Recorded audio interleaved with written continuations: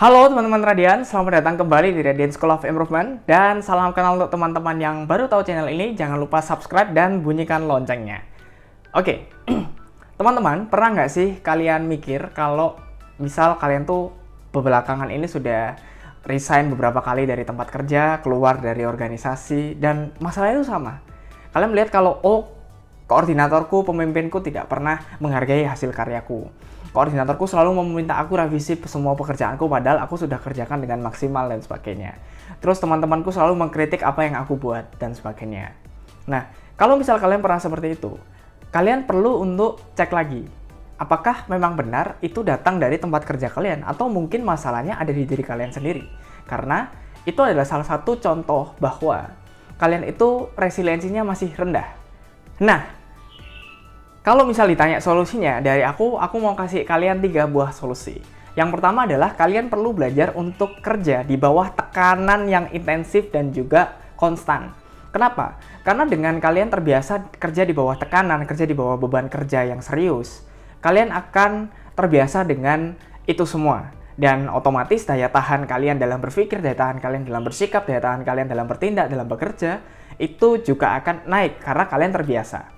Seperti halnya kalau misal kalian pernah SMP, SMA, atau mungkin pernah kuliah, kalau misal kalian kebiasaan soal gampang, soal ujian gampang, pasti dikasih soal susah, kalian akan merasa kesusahan.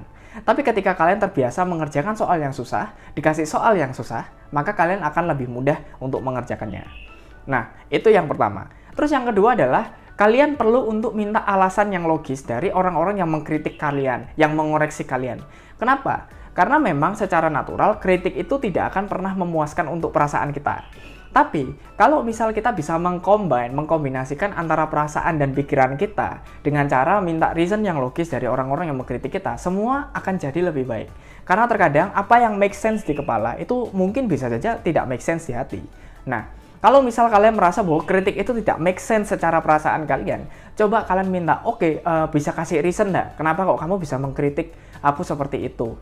Tolong kasih tahu di mana titik kesalahannya, di mana titik ketidaksempurnaannya, supaya aku bisa masukin di kepala dan aku bisa memikirkan bahwa itu logis. Nah, itu akan jauh lebih baik dan itu menunjukkan bahwa kamu adalah orang yang dewasa dan resiliensimu tinggi terhadap sebuah kritik.